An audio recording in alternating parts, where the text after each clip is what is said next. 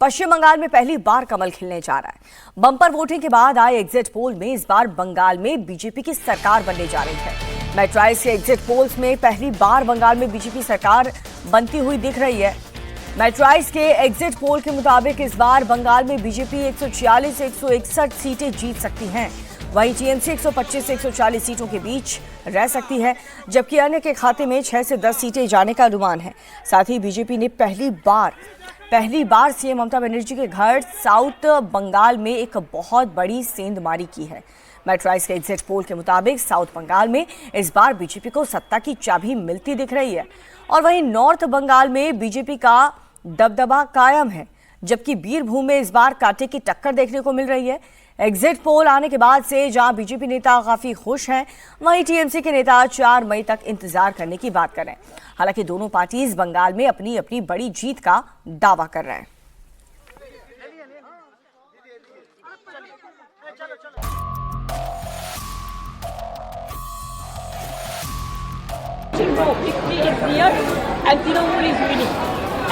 बंगाल में कोई नजदीकी नहीं होता है, नजदीक नहीं होता है। जो सरकार बनेगा, बीजेपी बनेगा, 180 से कम नहीं होगा। अभी जितना भी ओपिनियन पोल देख लीजिए, सट्टा बाजार देख लीजिए, ये सब चर्चा बेकार है। हम लोग मानते हैं जो जनता का सरकार बनेगा, we will form the government with comfortable majority. भाई पहला फेज भी हमारा अच्छा गया। मैं तो बोल दिया हूँ कि सेंचुरी क्रॉस कर चुके हैं। 4 दिन वेट कर लीजिए। भाई मैं कुछ बोल सकता हूँ, वो सही हो सकता है, गलत हो सकता है। बीजेपी वाले कुछ बोल सकते हैं, वो सही हो सकता है, गलत हो सकता है। आप 4 दिन वेट कर लीजिए, दूध का दूध पानी का पानी हो जाएगा।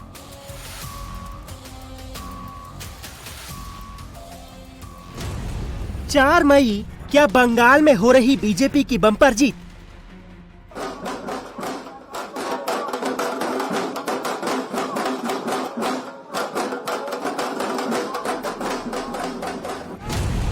राउंड मुझे विश्वास है कि इन 5 राज्यों के चुनाव में भी भाजपा ऐतिहासिक जीत की हैट्रिक लगाने जा रही है।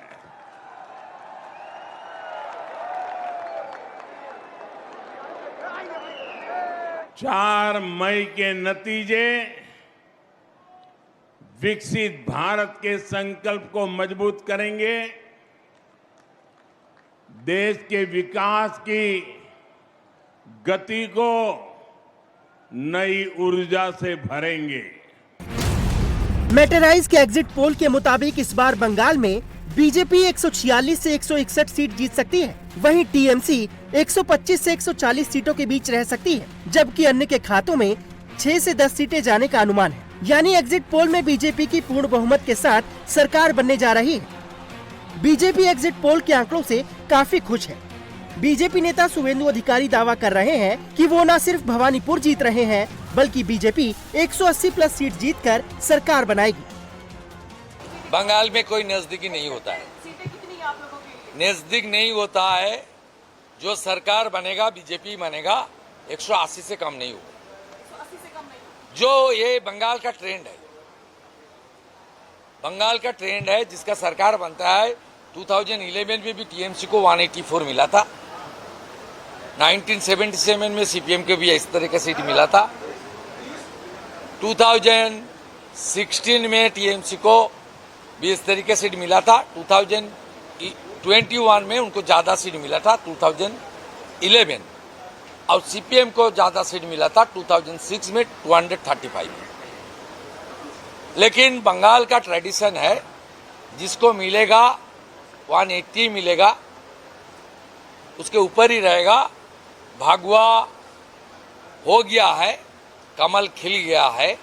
आने वाला दिन मोदी जी का नेतृत्व में एक राष्ट्रवादी सरकार बन रहा है।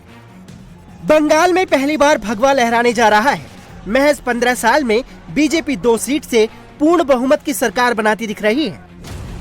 मेट्राइज के एग्जिट पोल के मुताबिक बंगाल में बीजेपी 2021 की 77 सीटों से सीधे 84 सीटों का उछाल मारकर 161 तक पहुंच सकती है। 2021 की 215 सीटों से 75 सीट घटकर 140 सीटों पर सिमट सकती हैं। शुवेंदु अधिकारी दावा कर रहे हैं कि ये नया बंगाल है, जहां पहली बार हिंदू वोटरों ने दिल खोलकर वोटिंग की है। इसमें हिंदू मतदाता पहली बार खुल के वोटिंग किया। हर हिंदू बूथ में 92, 93%, 95% तक ये वोटिंग किया और ये लोग परिवर्तन के पक्ष में वोट किया, ये मेरा उम्मीद है। 92%, 3% हिंदू बहुल क्षेत्रों में वोटिंग हुआ। मुसलमान ने 81, 80% वोटिंग किया। ये नया बंगाल, ये भगवा बंगाल, स्वामी विवेकानंद के बंगाल।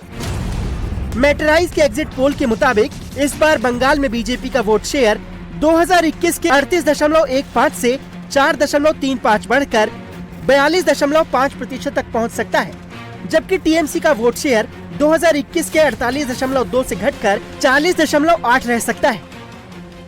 ये लोकतंत्र की विजय है, ये आम जनता की विजय है।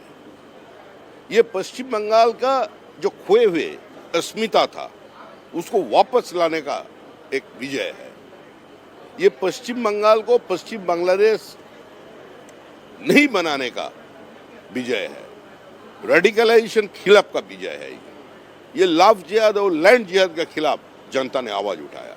विजय आपने पहले मान ली, अभी रिजल्ट आया नहीं है, लेकिन हम नहीं माना, जनता मान लिया। हमारा हाथ में बैटर नहीं था पिछले 15 दिन से, जनता छीन लिया था। बोले तुम कौन होते हुए हम लोग रहते हुए। हम लोग तो बहुत सारे स्लोगन देते रहे, जनता नया स्लोगन लाकर खड़ा कर दिया, जनता versus Mamata, no vote to Mamata. तो हम लोग क्या करें। पश्चिम बंगाल में इस बार सबसे बड़ी लड़ाई सीएम ममता बनर्जी के गढ़ साउथ बंगाल में थी, जहां बीजेपी को जबरदस्त जीत मिलती दिख रही है। मेटराइज के एग्जिट पोल के मुताबिक साउथ बंगाल की 183 सीटों में से बीजेपी को 80 से 90 सीटें मिल सकती हैं। वहीं टीएमसी को 88 से 98 सीटें मिलती दिख रही हैं। वहीं अन्य के खाते में 4 से 6 सीट जा सकती हैं। यानी ममता बनर्जी को अपने घर में बड़ी हार मिल सकती है। अगर ऐसा हुआ तो ममता का मजबूत किला दरक सकता है और बीजेपी टीएमसी पर सुपर लीड ले सकती है। वहीं बंगाल के दूसरे इलाकों की बात करें तो एग्जिट पोल में नॉर्थ बंगाल में बीजेपी इस बार भी शानदार प्रदर्शन करती दिख रही है। मेटराइज के एग्जिट पोल के मुताबिक नॉर्थ बंगाल की 54 सीटों में से बीजेपी 30 से 33 सीटें जीत सकती है। वहीं बीजेपी के मुकाबले टीएमसी को नॉर्थ बंगाल में सिर्फ 15 से 18 सीटें मिलने की संभावना है, जबकि अन्य के खाते में 4 से 7 सीटें जा सकती हैं। नॉर्थ बंगाल बीजेपी का गढ़ रहा है। मेटराइज के मुताबिक बीजेपी यहां अपनी पकड़ को मजबूत बनाए हुए है। वहीं बात बर्धमान बीरभूम इलाके की करें तो एग्जिट पोल में यहां बीजेपी और टीएमसी में कड़ा मुकाबला दिख रहा है।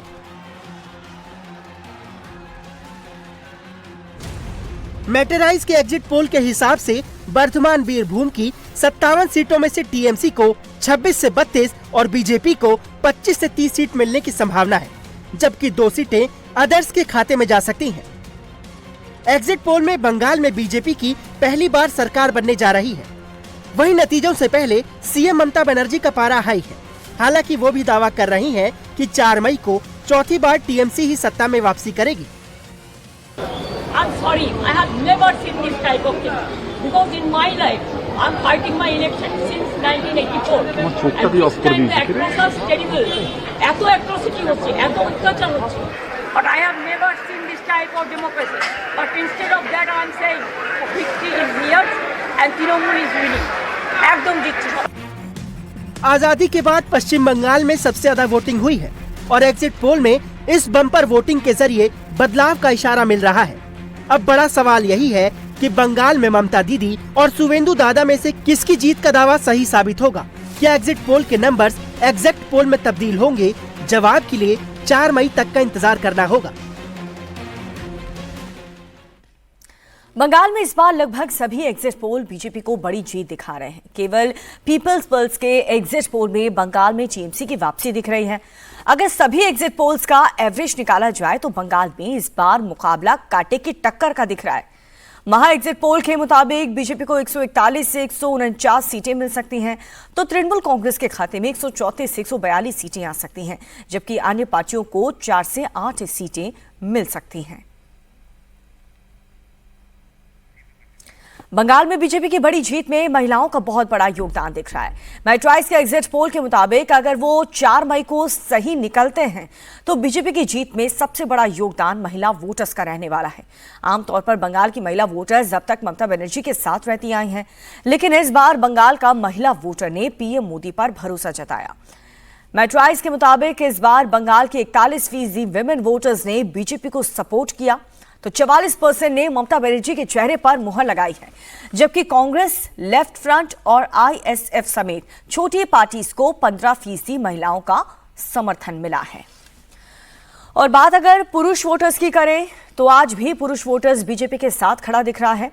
मैट्राइस के एग्जिट पोल के मुताबिक बंगाल के 44% मेल वोटर्स ने इस बार बीजेपी को सपोर्ट किया है, वहीं टीएमसी को सिर्फ 40% पुरुष मतदाताओं ने वोट मिले। मैट्राइस के एग्जिट पोल के मुताबिक अन्य के खाते में 16% वोटर्स के वोट गए हैं। तो बंगाल में इस बार के खाते में बीजेपी बड़ी जीत आने वाली है। नोआपाड़ा सीट से बीजेपी उम्मीदवार अर्जुन सिंह का कहना यह है कि इस बार बंगाल में हिंदू वोटर्स ने बढ़ चढ़कर वोट किया है, जिसकी वजह से बंगाल में इस बार बदलाव होने जा रहा है। इंडिया टीवी संवाददाता ओंकार सरकार ने अर्जुन सिंह से खास बातचीत की है, आपको भी सुननी चाहिए।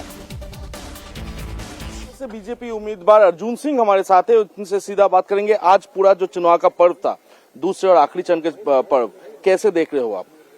परिवर्तन दिखाई दे रहा है, परिवर्तन हो रहा है, परिवर्तन हो गया है। तीनों में बता दें, 5% और फ्यूचर परिवर्तन में कोई संदेह नहीं है। बंगाल की जनता 11 बजे से ही समझ में आ गया था कि एक तरफा वोट हो रहा है। तृणमूल के लोग रोकने की कोशिश कर रहे थे, बूथ पर नहीं जाए, लेकिन सफल नहीं हुए। लोग आए और बम्पर वोटिंग की। ये बम्पर वोटिंग क्या बीजेपी की तरफ जाती हुई दिख रही है आपको? निश्चित रूप से परिवर्तन तभी होता है जब बम्पर वोटिंग तभी होता है जब परिवर्तन होता है। लेकिन कुछ चुनाव में ऐसे भी देखा गया है, बम्पर वोटिंग होने के बावजूद वो सरकार के साथ रहे, इसके बारे में क्या कहना है? नहीं, ऐसा कुछ होता नहीं है। अब बिहार के बाद यदि कहेंगे तो महाराष्ट्र की बात भी मैं कहूँ, 49% महाराष्ट्र में नॉर्मल वोट होता था। जब 67% 70% वोट हुआ तो देखिए क्या हुआ।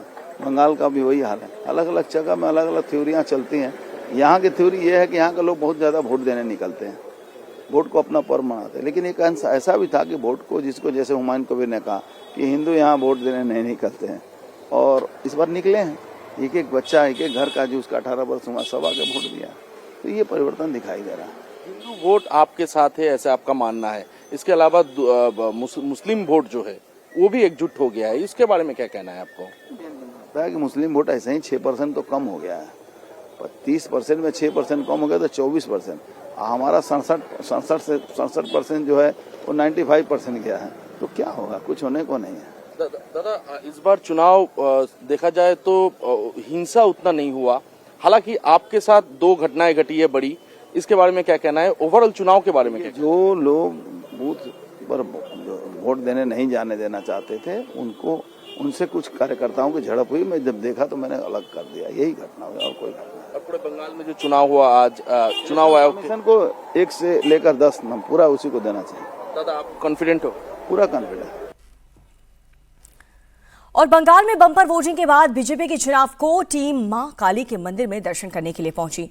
बंगाल चुनाव के असली रणनीतिकार सुनील बंसल अपनी पूरी टीम के साथ वोटिंग खत्म होने के बाद नजर आए। इस दौरान वो नतीजों को लेकर के पूरी तरह से कॉन्फिडेंट नजर आए। मंदिर में पूजन के बाद सुनील बंसल ने अपनी टीम के साथ पुचका भी खाया और टीम को चाय पार्टी भी दी।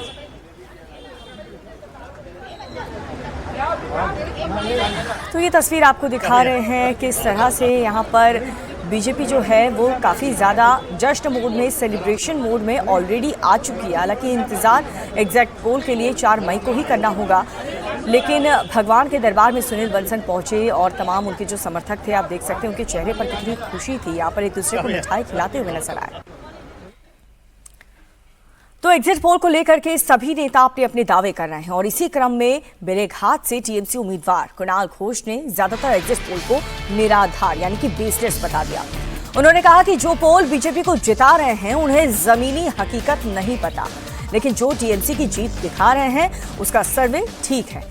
हमें 235 से ज्यादा सीटें मिलेंगी और बीजेपी को 50 सीटें भी नहीं मिल पाएंगी और इसीलिए कई एग्जिट पोल्स के दावे 4 मई को गलत साबित होने वाले हैं।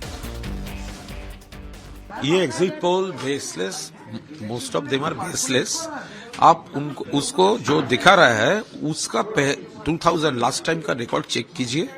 वो लोग 2021 में बंगाल में क्या बोला था और क्या हुआ, वो एक बोला हुआ, अरे ग्राउंड रियलिटी के साथ उसका कोई संपर्क नहीं है। हम लोग उसका ऊपर वो कोई इम्पोर्टेंस हम नहीं दे रहे हैं। जो टीएमसी को दिखा रही है इसके मतलब उसका जो वो उसका ग्राउंड से सर्वे ठीक ठाक है। जो ग्राउंड में काम करेंगे तो वही फ्लेवर होगा। जो घर में बैठकर भाजपा का इंस्ट्रक्शन से करेंगे तो उसका दूसरा रकम होगा। हम लोग 235 प्लस और BJP will not cross 50।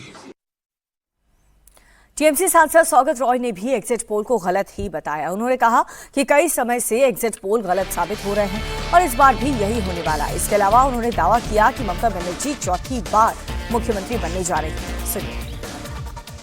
I do not believe in exit polls at all. My experience is that in the past, most exit polls went wrong. Show in favor of BJP, one exit poll shows in favor of TMC. TMC will do very well. High voter turnout is in favor of TMC, is against BJP because people are angry with the role of the election commission, which was in a conspiracy with the BJP. Confident that Mamata Banerjee will become Chief Minister for the 4th time.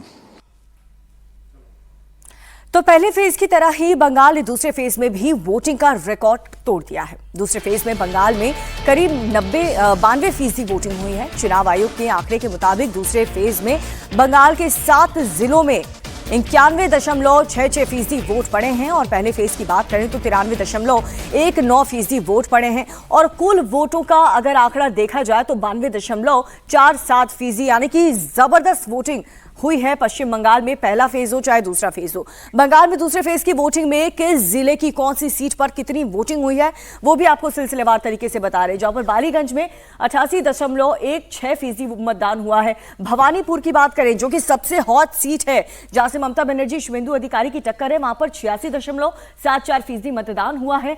Kolkata port की बात करें तो वहां पर भी 89.68% voting का प्रतिशत रहा है और राजबिहारी में 86.58% और यही कुल मिलाकर के सेकेंड फेज और फर्स्ट फेज को मिलाकर के जो वोटिंग का आंकड़ा है वो 92% आ रहा है। इसके अलावा बेलेघाट की बात करें तो यहां पर 90.81% मतदान हुआ है। तो ये तमाम वो कुल सीटें हैं जहां पर उसके वोटिंग परसेंटेज भी हम आपको बता रहे हैं और कुल वोटिंग 93.48%। भांगर में देखिए आप, यहां पर कैनिंग में देखिए, कुलतली में देखिए, कुल्पी, डायमंड हार्बर जहां पर अभिषेक बनर्जी कैंडिडेट हैं, फलता में, जादवपुर में, टॉलीगंज में और जबरदस्त आप देखिए 80 से ऊपर ही फीसदी है वोटिंग परसेंटेज। अगर बात करें तो यहां पर बढ़ चढ़कर लोगों ने हिस्सा लिया है, मतदान किया है और अपने नेता को चुनने के लिए। अब ये बदलाव के लिए वोटिंग हो रही है या फिर से ममता बनर्जी को वापस लाने का यहां पर कोशिश है। टीएमसी हालांकि मान नहीं रही है। जो एग्जिट पोल लगातार आ रहे हैं उसमें बीजेपी को अच्छी खासी जीत मिलती हुई दिख रही है और ये जो वोटिंग परसेंटेज सामने आए हैं उसमें बताया जा रहा है कि जो महिला वोटर्स हैं उन्होंने ज्यादातर भागीदारी दिखाई है। बासंती में 95.73% मतदान हुआ। भांगर की बात करें तो 96.78% यहां पर वोटिंग हुई है और साथ ही कैनिंग पश्चिम की बात करें तो 96.43% यहां का आंकड़ा रहा है। कैनिंग पूर्व में 97.70% वोटिंग हुई है। कुलतली में भी 95.99% जबरदस्त आंकड़े सामने आ रहे हैं। कर्नाटक के बेंगलुरु से दर्दनाक घटना सामने आई है जहां पर बोरिंग और लेडी कर्जन अस्पताल के पास एक कंपाउंड की दीवार गिरने से 7 लोगों की मौत हो गई। हादसे में कई लोग घायल हुए हैं जिनका अस्पताल में इलाज जारी है। वहीं घटना की सूचना पर मुख्यमंत्री सिद्धारमैया मौके पर पहुंचे और अस्पताल में भर्ती मरीजों से उन्होंने मुलाकात की। इसके अलावा उप मुख्यमंत्री डीके शिवकुमार ने भी घटनास्थल का दौरा किया है। इस पूरे मामले के जांच के आदेश उन्होंने दे दिए हैं। मृतकों के परिवार वालों को 5-5 लाख रुपए के मुआवजे का ऐलान भी किया गया। तो बहुत ही दुखद घटना ये कर्नाटक के बेंगलुरु से सामने आई है जहां पर इस दर्दनाक हादसे में 7 लोगों ने अपनी जान गंवा दी। कई लोग घायल हैं। घायलों से मिलने के लिए मुख्यमंत्री सिद्धारमैया पहुंचे। मृतकों के परिवार वालों को 5-5 लाख मुआवजा देने का ऐलान किया है और साथ ही जांच के आदेश भी दे दिए हैं कि किसकी लापरवाही की वजह से ये घटना घटी है जिसमें 7 लोग मारे गए हैं। कुछ देर के लिए मूसलाधार बारिश हुई और उस बारिश का नतीजा ये रहा कि बोरिंग हॉस्पिटल के बाहर, मॉर्चरी के ठीक बाहर ये जो दीवार थी वो भर भरा कर गिर गई। आप देखिए यहाँ पर रेडी है, रेडी में दुकानें लगती है, एक फुटपाथ है जहाँ पर बहुत सारे दुकानदार जो है अपनी दुकानें चलाते हैं और यहाँ पर ग्राहक भी उस वक्त मौजूद थे। ये निशान आप देख पा रहे हैं। इस हादसे ने कई लोगों की जान ले ली है। 12 से ज्यादा लोग क्रिटिकली इंजर्ड हैं जिनका इलाज इसी हॉस्पिटल में किया जा रहा है। वो जो नजर आ रहा है आपको, जो दीवार का हिस्सा बचा हुआ है, उस दीवार के हिस्से से आगे जो नीले कलर का गेट आपको दिख रहा है वो वहां पर बोरिंग हॉस्पिटल की मॉर्चरी का गेट है। और ये जो पूरी दीवार है ये मॉर्चरी से लगती हुई दीवार है। आप देखिए यहाँ पर स्कूली बच्चों के बैग भी आपको नजर आ रहे होंगे। ये दुकानें जो लगती हैं वहां पर बिकने वाली सामग्रियां हैं, हैंड बैग्स हैं, छोटी छोटी चप्पलें यहाँ पर बच्चों की नजर आ रही है। देखिए आप पूरी की पूरी दुकान जो है वो इस दीवार की चपेट में जद में आ गई, जिसके बाद ये देखिए किस तरह से पूरा का पूरा जो रेहड़ी पे जो दुकानें लगती है, सारी दुकानें एक के बाद एक जो बोल्डर्स उस दीवार से गिरे उसमें आकर ये दुकानें दब गई। दुकानों में जो दुकानदार थे वो दब गए और दुकानदार जो दुकान पर खरीदार आए थे खरीदारी करने के लिए वो भी यहाँ पर दब गए। यहाँ पर सीएम ने घटनास्थल का दौरा किया। उन्होंने कहा कि जो भी सरकार की तरफ से बन पड़ेगा वो किया जाएगा। मध्य प्रदेश के धार से बड़ी खबर, जहां पर एक बेकाबू पिकअप वैन अनियंत्रित होकर के एसयूवी से टकरा गई। टक्कर इतनी जबरदस्त थी कि पिकअप में सवार 15 लोगों की मौके पर मौत हो गई और वहीं इस हादसे में 10 लोग घायल हो गए हैं जिनकी हालत गंभीर है। धार अस्पताल में इन्हें भर्ती करवाया गया। प्रधानमंत्री मोदी ने भी इस हादसे पर दुख जताया और मृतकों के परिवार वालों के लिए 2-2 लाख के मुआवजे के घायलों के लिए 50-50 हजार की आर्थिक मदद का ऐलान किया है। एक हादसा हुआ है शिमला के पास, तो उसके संबंध में मौके पर पूरी प्रशासन पुलिस की टीम पहुंचकर सभी घायलों को जिला अस्पताल में लाया गया और उसके बाद जो बेहतर उपचार के लिए कुछ लोगों को रेफर किया गया है इंदौर में और बाकी लोगों का यहाँ पर इलाज जारी है।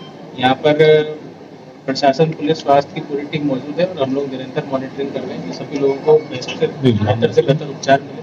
और इसके साथ साथ 108 की भी गाड़ियों को मोबिलाइज किया गया है इंदौर जिला प्रशासन से और इंदौर के CMHO और टीम से भी कोऑर्डिनेशन हो गया है। वहाँ के प्राइवेट अस्पताल, सरकारी अस्पताल सभी जगह सूचना की गई है और सभी जगह पेशेंट अगर आवश्यकता पड़ेगी। तो 4 राज्यों के साथ पश्चिम बंगाल में भी वोटिंग पूरी हो चुकी है, जिसके बाद 5 राज्यों के एग्जिट पोल के आंकड़े सामने आ गए हैं। मेट्राइज के एग्जिट पोल के मुताबिक तमिलनाडु में फिर से DMK सत्ता में वापसी कर रही है। हालांकि अनुमान यह है कि सुपरस्टार विजय तमिलनाडु में ताकत बनेंगे। वहीं एक एग्जिट पोल के मुताबिक DVK सबसे बड़ी पार्टी बनेगी। वहीं केरल में मेट्राइज के मुताबिक सत्ता परिवर्तन होने वाला है और UDF की सरकार बनेगी। हालांकि कई पार्टीज के नेता जीत का दावा कर रहे हैं और एग्जिट पोल को गलत भी बता रहे हैं।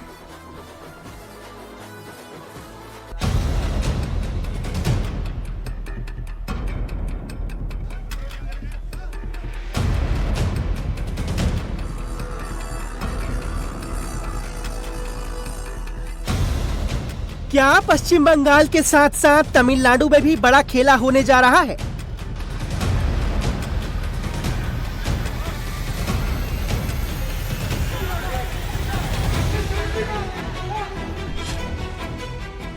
क्या थलापति विजय तमिलनाडु की सियासत के नए सुपरस्टार बनने जा रहे हैं?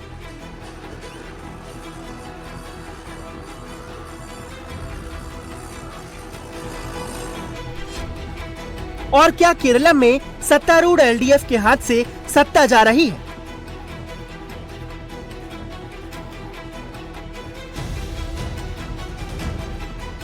पांच राज्यों के चुनाव हो गए हैं। सबको इंतजार 4 मई को आने वाले नतीजों का है, लेकिन उससे पहले एग्जिट पोल ने सबको हैरान कर दिया है। बात तमिलनाडु की करें तो यहाँ ज्यादातर एग्जिट पोल एक बार फिर DMK की सरकार बना रहे हैं। मेटेराइज के एग्जिट पोल के मुताबिक तमिलनाडु की 234 सीटों में से DMK और उसके सहयोगियों को 122 से 132 सीट मिल सकती हैं, जबकि बीजेपी और AIADMK के गठबंधन को 87 से 100 सीटें मिलने का अनुमान है। वहीं पहली बार चुनाव लड़ रही एक्टर विजय की पार्टी TVK को 10 से 12 सीटें मिल सकती हैं। वोट परसेंटेज की बात करें तो मेट्राइज के एग्जिट पोल के मुताबिक डीएमके और एनडीए के वोट शेयर में ज्यादा फर्क नहीं दिख रहा। डीएमके और उसके सहयोगियों को करीब 40.3%, एनडीए और एआईएडीएमके को 37.1%, टीवीके को 17.5% वोट मिल सकते हैं। वहीं अन्य को 5.1% वोट मिलने का अनुमान है। हालांकि एक एग्जिट पोल के मुताबिक तमिलनाडु की राजनीति पूरी तरह बदलने वाली है। एक्सिस माई इंडिया के एग्जिट पोल ने दावा किया है कि तमिलनाडु में सुपरस्टार विजय की पार्टी बड़ा उलटफेर कर सकती है और टीवीके सबसे बड़ी पार्टी बनकर उभरेगी। एक्सिस माई इंडिया के एग्जिट पोल के मुताबिक टीवीके को 234 में से 98 से 120 सीट मिल सकती हैं, जबकि डीएमके को 92 से 110 सीटें और एआईएडीएमके को सिर्फ 22 से 32 सीट मिलती दिख रही हैं। तमिलनाडु एक ऐसा स्टेट है जो कंफ्यूज्ड एग्जिट पोल्स के नंबर्स में भी दिख रहा है। कुछ लोग एआईडीएमके, कुछ लोग डीएमके, और एक ऐसा एग्जिट पोल जो सबसे बड़ी पार्टी टीवीके को बता रहा है 120-117 वहां पर हाफ वे मार्क है। लेकिन एक बात बहुत साफ है जो हमने ग्राउंड पर देखी, विजय, विसल और टीवीके, ये तीन ऐसे सिंबल है जो घर घर तक पहुंचे। लेकिन क्या इतने पहुंच गए कि वो पार्टी जो है पहली बार में सरकार बना ले? जो एमजीआर नहीं कर पाए, जो बाकी बड़े बड़े जो सुपरस्टार हैं वो नहीं कर पाए, वो विजय कर देंगे? इस पे बहुत सारे डाउट्स हैं, क्योंकि इस बात को मानने को तैयार नहीं है कि विजय जो है अकेले अपने बूते पर पहली बार में ही सरकार वहां पर बना लेंगे। लेकिन ये जो दावा किया जा रहा था ओपिनियन पोल में कि उनकी जो सीटें हैं वो कन्वर्ट नहीं हो रही, लेकिन इतना तो लगा हमें भी मतदान के दिन कि ये सीटें कन्वर्ट हो रही है। कितनी कन्वर्ट होगी ये देखने वाली बात है। यानी अगर टीवीके ने अपने पहले ही चुनाव में बड़ा धमाका किया तो वो एमजीआर और एनटीआर वाला इतिहास दोहराएगी। इसके अलावा बात केरलम की करें तो वहां सत्तारूढ़ एलडीएफ को बड़ा झटका लग सकता है। मेटराइज के एग्जिट पोल के मुताबिक केरलम में सत्तारूढ़ एलडीएफ के हाथ से सत्ता जाती दिख रही है। 140 सीट वाली केरलम विधानसभा में एलडीएफ को 60 से 65 सीट मिल सकती हैं और कांग्रेस की अगुवाई वाली यूडीएफ की सरकार बन सकती है, जिसे 70 से 75 सीट मिलने का अनुमान है। बात बीजेपी की करें तो मेटराइज के मुताबिक बीजेपी को यहाँ 3 से 5 सीट मिल सकती हैं, जो पिछली बार से तो ज्यादा है, लेकिन बीजेपी की उम्मीदों से कम है। वहीं वोट शेयर की बात करें तो मेटराइज के एग्जिट पोल के मुताबिक एलडीएफ को करीब 40%, यूडीएफ को 41.7%, बीजेपी और उसके सहयोगियों को 13.4% वोट मिल सकते हैं। वहीं अन्य को 5.4% वोट मिलने का अनुमान है। यानी मेटराइज के एग्जिट पोल के मुताबिक केरलम में एलडीएफ की विदाई तय है, लेकिन तमिलनाडु में कोई उलटफेर नहीं होने वाला है। हालांकि ये सिर्फ अनुमान है। एग्जैक्ट आंकड़े 4 मई को आएंगे, जिसे लेकर तमाम पार्टियां अपनी अपनी जीत का दावा कर रही हैं। बीजेपी सांसद मनोज तिवारी ने एग्जिट पोल पर खुशी जताई है। उन्होंने कहा है कि एग्जिट पोल में जैसा हमने सोचा था ठीक वैसा ही नतीजा दिख रहा है, जिसे लेकर के उन्होंने लोगों को धन्यवाद दिया। हालांकि मनोज तिवारी ने विश्वास जताया है कि जल्द ही केरलम में भी बीजेपी का ही शासन होगा। पश्चिम बंगाल में और पौंडीचेरी में हम क्लियरली आगे दिख रहे हैं। एग्जिट पोल पे हम जैसा हम सोच रहे थे वैसे ही रिजल्ट देख रहे हैं, और इस नाते हम धन्यवाद भी करते हैं इन तीनों स्टेट के लोगों को। हम तमिलनाडु में भी बहुत आशान्वित हैं, और तमिलनाडु में भी डीएमके और बीजेपी एआईडीएमके के बीच में बहुत नेक टू नेक फाइट है। देखिए जो भी होता है, मगर हम लोकतंत्र में जनता को हर हाल में धन्यवाद देते हैं। केरल अभी हम बहुत कमज़ोर दिख रहे हैं, कोई बात नहीं, हम आज नहीं तो कल केरल में भी हमारा भारतीय जनता पार्टी का शासन होगा, ये हमारे विश्वास से हम आगे चल रहे हैं। मगर असम तो हम बहुत ही आशान्वित थे कि हम फिर से रिपीट करेंगे। पश्चिम बंगाल में हम ये जानते हुए भी कि हम आ रहे हैं, कई बार हम हिम्मत नहीं होती थी इतना बोलने की, मगर जो एग्जिट पोल आया है उससे हमारा विश्वास बहुत मजबूत हुआ है। और हमने पश्चिम बंगाल की गली गली, चाहे वो नॉर्थ बंगाल हो, दक्षिण साउथ बंगाल हो, या फिर हावड़ा, हुगली, ये सब डिस्ट्रिक्ट के स्टेट्स हों, खड़गपुर हो, हर तरफ से इस बार जिस प्रकार का लोगों ने प्रेम दिया है, मैं पश्चिम बंगाल की जनता को धन्यवाद करना चाहता हूँ। जो भाजपा के प्रति विश्वास नरेंद्र मोदी जी ने अपने कार्यों से दिलाया है, अमित शाह जी जिस प्रकार से पश्चिम बंगाल में एक एक सीटों पर कैसे ऊर्जा कहाँ कितनी लगानी है। और हमारे जो नए नए अध्यक्ष हैं हमारे नितिन नवीन जी, तो हमारे नए राष्ट्रीय अध्यक्ष का भी पांव बड़ा शुभ है। 7 तो बिना चुनाव लड़े ही आ गए सांसद, और बाकी पश्चिम बंगाल भी जीतने के कगार पे हैं। I am so happy. और असम में हिमंता बिस्वा की सरकार बरकरार रहेगी या फिर कांग्रेस की होगी वापसी, इसका पता 4 मई को चल जाएगा। लेकिन इससे पहले एग्जिट पोल के रिजल्ट सामने आए हैं। मेट्राइज एग्जिट पोल के मुताबिक असम में एक बार फिर से बीजेपी सरकार बनने जा रही है। असम में इस बार बीजेपी गठबंधन को 85 से 95 सीटें मिलती हुई नजर आ रही हैं, और वहीं एग्जिट पोल में कांग्रेस को 25 से 32 सीटें मिल रही हैं और अदर्स को 6 से 12 सीटें उनके खाते में जाती हुई नजर आ रही हैं। बात वोट शेयर की करें तो असम में वोटर्स की पहली पसंद बीजेपी ही रही है। मेट्राइज एग्जिट पोल के मुताबिक यहां पर 45.5% और साथ ही कांग्रेस की बात करें तो 39.8% और अदर्स 14%। अन्य की 14.7% वोट मिले हैं। तो वोटिंग परसेंटेज भी हमने आपके सामने रखे। बात पोल्स और पोल्स की अगर करें तो यहां पर बीजेपी का दबदबा साफ साफ और क्लियर दिख रहा है। मेट्राइज के एग्जिट पोल के मुताबिक असम में बीजेपी को 85 से 95 सीटें मिलती हुई नजर आ रही हैं।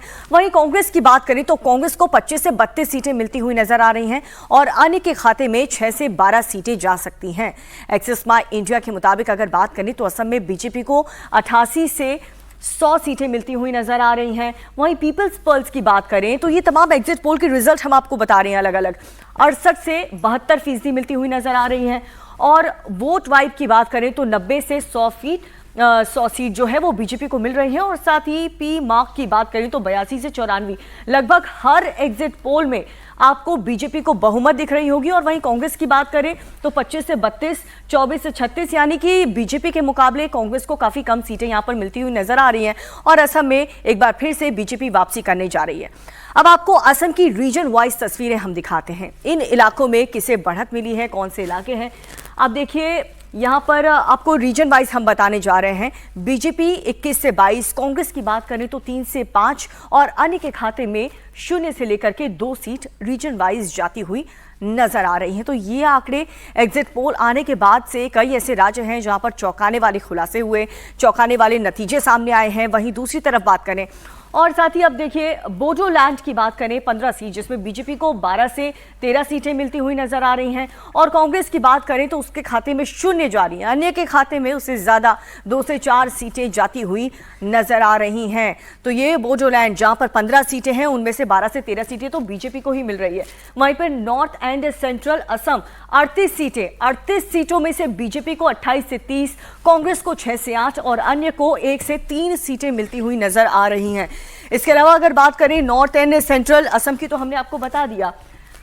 नेक्स्ट भी हम आपको बताएंगे जहां पर आप देख पाएंगे कि रीजन वाइज किस तरीके से सीट डिवाइड हुई हैं और किसके खाते में कितनी गई हैं। अब आपको बताते हैं लोअर असम में जहां पर 33 सीटें हैं उनमें बीजेपी को 19 से 21 मिलती जा रही हैं और कांग्रेस को 33 में से 9 से 11 सीटें मिलती हुई नजर आ रही हैं और अन्य के खाते में 2 से 4 सीटें जा रही हैं। तो ये लोअर असम जहां पर 33 सीटें आती हैं उसके आंकड़े हमने आपके सामने रखे। बराक वैली की बात करें तो जहां पर 13 सीटें हैं, बीजेपी को 13 में से 9 से 10 सीटें मिलती हुई नजर आ रही हैं, कांग्रेस को 3 से 4 और अन्य के खाते में 0 से लेकर के 1 सीट जाती हुई नजर आ रही है। तो हर एक एग्जिट पोल में बीजेपी को ही बढ़त मिलती हुई नजर आ रही है। अब महिला वोट किधर गई हैं ये भी आपको बता देते हैं। देखिए असम में 126 सीट और बीजेपी के खाते में 55%, यानी कि महिलाओं ने बढ़ चढ़ करके वोट भी दिया है और बीजेपी को ही अपनी पहली पसंद मानी है। वहीं कांग्रेस के खाते में 37% और अन्य के खाते में महिलाओं ने जो सपोर्ट किया है वो 8% है। यहां पर भी भारतीय जनता पार्टी बढ़त बनाती हुई नजर आ रही है। पश्चिम बंगाल में भी हमने देखा महिला वोटर्स बहुत बड़ा फैक्टर, असम में भी वही देखा। पुरुष वोट किस तरफ गए हैं? बीजेपी की तरफ 50%, कांग्रेस के साथ 40%, अन्य के साथ 10% जो पुरुष वोटर्स हैं वो जाते हुए नजर आ रही है। यानी कि महिलाओं के साथ साथ जो पुरुष वोटर्स हैं वो भी, उनकी भी पहली पसंद भारतीय जनता पार्टी ही है। तो ये तमाम वो आंकड़े हमने आपको रखे। ये एग्जिट पोल हैं। एग्जैक्ट पोल के लिए हमें इंतजार करना होगा। 4 मई को सभी राज्य के जो नतीजे हैं वो एक साथ ही आएंगे। और वहीं कांग्रेस उम्मीदवार देवव्रत सैकिया का ये कहना है कि असम का जो एग्जिट पोल दिखाया जा रहा है वो गलत है, क्योंकि सरकार ने कोई काम किया ही नहीं है। जो लोग वापस सरकार को वोट दें, उन्होंने कहा कि बीजेपी ने 10 साल का विजन दिया था, जो वादे थे उसमें से कोई भी वादा निभाया नहीं गया है, इसलिए बीजेपी वापस तो नहीं आएगी और एग्जिट पोल को वो गलत बता रहे हैं। बीजेपी को आम आदमी ने इस बार वोट नहीं दिया, ये मुझे मालूम है, क्योंकि इलेक्शन लड़ा देता है इश्यूज़ का ऊपर, और बीजेपी ने हमें विजन डॉक्यूमेंट दिया था 10 साल के लिए, जिसमें जो चीज़ें थे ये एक भी वादा निभाया नहीं। अच्छा दिन का जगह में बुरा दिन आ गया असम के लिए। असम का विदेशी नागरिक का इशू था मेन, असम एकॉर्ड, उसके तो मतलब 2019 में जो सिटीजनशिप अमेंडमेंट लाया, इसका बाद 2024 तक का विदेशी को असम में लाने का ठीक हो गया। उसका बाद महंगाई का मार था, ST स्टेटस देने का बाद था 6 कम्युनिटीज़ को, इसका भी 12 साल हो गया था, इसको ऐसे ही खींचते रहा। उसका बाद जो अनएम्प्लॉयमेंट मेजर इशू है असम का, more than 33 lakh unemployed youth है, उसके लिए कुछ भी नहीं किया गया। तो ये सब कुछ मिलजुल के ऐसा कोई वजह नहीं होता है असम का आदमी का पास कि बीजेपी को दोबारा सुनेगा। साइलेंट वोटर बहुत ज़्यादा है, और मोर देन 70 लाख जो वोटर लिस्ट में है ये यंग है, अराउंड 29-30 ईयर्स तक का है 70 lakh voters out of 2 crore 10,000 और समथिंग लाइक दैट। तो ये सब मिला के मुझे नहीं लगता है कि बीजेपी का फेवर में ज़्यादा वोट अभी हुआ है, और कुछ दिन बाद मिलेगा ही नतीजा। अभी हमारा बारे में भी बोलता है कि हमारा इस बार अच्छा नहीं होगा। तो तमाम एग्जिट पोल्स बंगाल में बीजेपी सरकार बनाने का दावा कर रही हैं, और यही वजह है कि बंगाल में फाइनल राउंड की वोटिंग के बाद भी बंगाल की सबसे हॉट सीट भवानीपुर में टेंशन देख रही है। दोनों तरफ जबरदस्त गहमा गहमी है। ममता बड़ी जीत के दावे कर रही हैं, तो शुभेंदु अधिकारी भी ममता को 20,000 से ज्यादा वोटों से हराने का दम भर रहा है।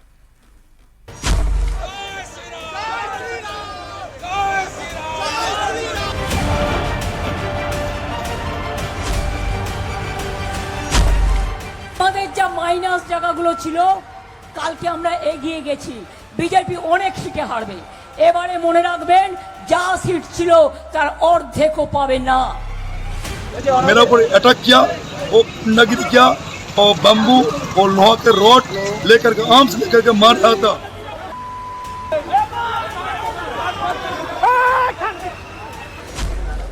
वोटिंग हो गई है, वोटरों के वोट ईवीएम में कैद होकर स्ट्रांग रूम में बंद हो गए हैं, लेकिन दावों का जोर थम नहीं रहा। भागवा हो गया है, कमल खिल गया है। आने वाला दिन मोदी जी का नेतृत्व में एक राष्ट्रवादी सरकार बन रहा है। एग्जिट पोल में बीजेपी की जो लहर दिख रही है, वो लहर बंगाल के फाइनल राउंड की सबसे हॉट सीट भवानीपुर में भी दिखी।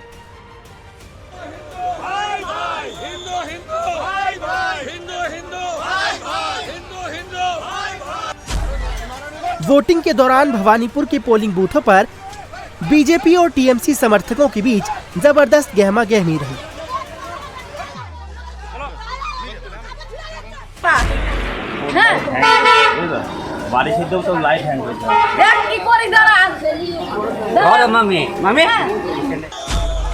भवानीपुर को सिर्फ विधायक ही नहीं चुनना, भवानीपुर को बंगाल का अगला मुख्यमंत्री भी चुनना है।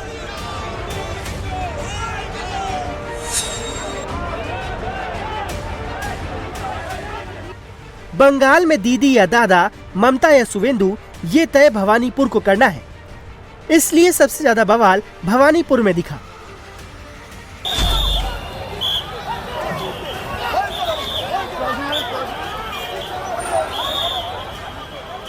भवानीपुर ममता बनर्जी का गढ़ है। जब से परिसीमन के बाद भवानीपुर की सीट बनी है, तब से टीएमसी यहाँ कोई चुनाव नहीं हारी।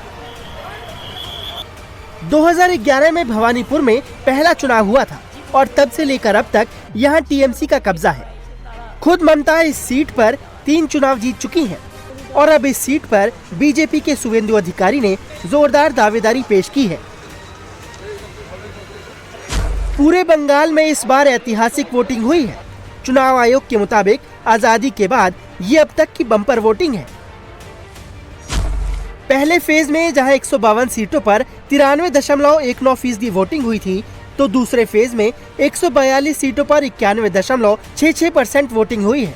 दोनों फेज मिलाकर बंगाल में रिकॉर्ड ब्रेकिंग 92.47% वोट डाले गए हैं। अगर बंगाल में वोटिंग के रिकॉर्ड की बात करें तो इससे पहले सबसे ज्यादा वोटिंग 2011 में हुई थी। तब 84.72% वोट पड़े थे और ममता बनर्जी ने लेफ्ट की 3 दशकों की सत्ता को उखाड़ फेंका था।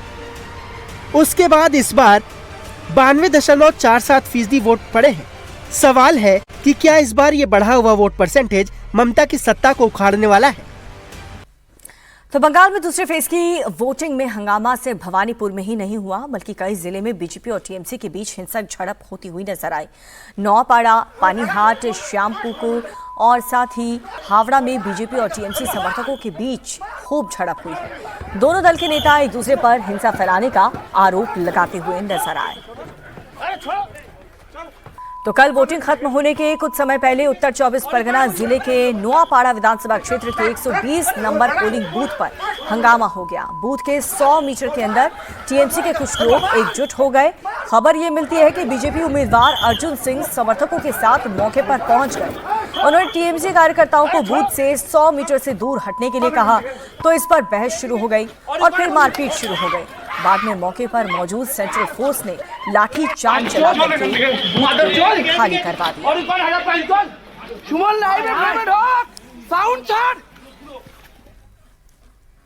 और ठीक इसी तरह 9-24 परगना के पानीहाटी में तृणमूल कार्यकर्ताओं ने हंगामा किया। पानीहाटी में बीजेपी कैंडिडेट रत्ना देवनाथ जैसे ही पोलिंग बूथ पर पहुंची, टीएमसी कार्यकर्ताओं ने नारेबाजी शुरू कर दी। तृणमूल कांग्रेस के वर्कर्स ने आरोप लगाया कि रत्ना देवनाथ अपने साथ बाहरी लोगों को लेकर के आई थी, वोटर्स को धमकाने की कोशिश की। बीजेपी कार्यकर्ता भी मैदान में उतर आए और वहां पर हंगामा जबरदस्त तरीके से शुरू हो गया। इसके बाद सेंट्रल फोर्सेस ने दोनों पक्षों को समझा करके किसी तरह से अलग किया।